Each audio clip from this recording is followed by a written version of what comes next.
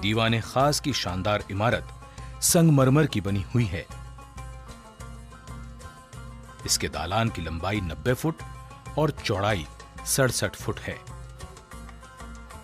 इसकी छत चांदी की हुआ करती थी। पूरा दालान संगमरमर का बना हुआ है।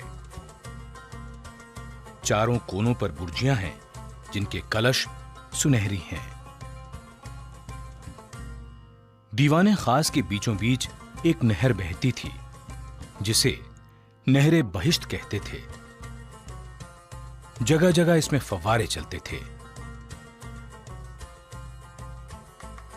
दालान के भीतर कमरा 48 फुट लंबा और 27 फुट चौड़ा है।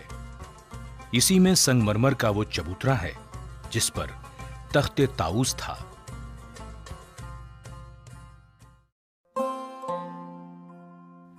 इसी दीवाने खास में लिखा है, अगर फिरदौस पर रुए जमी अस्त, हमी अस्तो हमी अस्तो हमी अस्त। यानी यदि पृथ्वी पर कहीं स्वर्ग है तो वो यही है, यही है, यही है। तख्ते ताऊस हीरे जवाहरात से जड़ा सिंहासन था जिसमें ठोस सोने के 6 पाए थे। इसमें जवाहरात, मोतियों और नीलम से जड़े 2 मोर थे। तख्ते ताऊस की कीमत का अंदाजा 17वीं सदी में भी करोड़ों रुपयों में लगाया गया था। दीवाने खास वो जगह है जहां मुगल बादशाह मोहम्मद शाह से नादिर शाह मिला। ईरान का राजा वही नादिर शाह जिसने दिल्ली को लूटा, तख्ते ताऊस ले गया और यहीं धोखे से बादशाह से पगड़ी बदलकर कोहिनूर हीरा भी हथिया लिया। यहीं जनवरी 1858 में आखिरी मुगल बादशाह बहादुर शाह जफर पर मुकदमा चलाने का अंग्रेजों ने ढोंग भी किया। शाहजहां के वैभवशाली दिनों से लेकर अंग्रेजी शासन तक कैसे कैसे दिन देखे हैं इस लाल किले ने।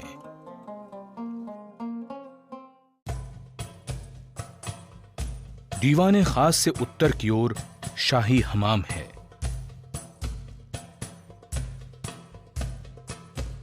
हमाम में 3 बड़े कमरे हैं जिनमें स्नान के लिए हौज हैं।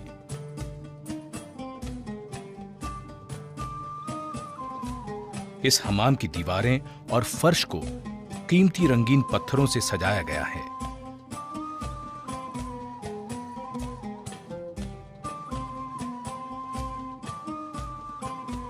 ठंडे और गर्म पानी की यहां व्यवस्था थी। हमाम में नहर थी जिससे पानी पहुंचता था। कहते हैं पानी को गर्म करने के लिए 125 मन लकड़ियां जलाई जाती थीं। यहां के फव्वारों से गुलाब जल की फुहारें खुशबुओं का छिड़काव करती थीं।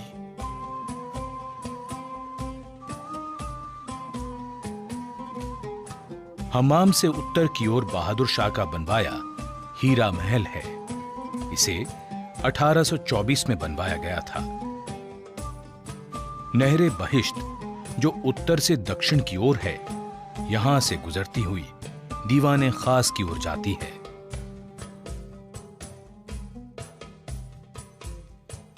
शाहजहां के बनवाए लाल किले में औरंगजेब ने मोती मस्जिद का निर्माण करवाया,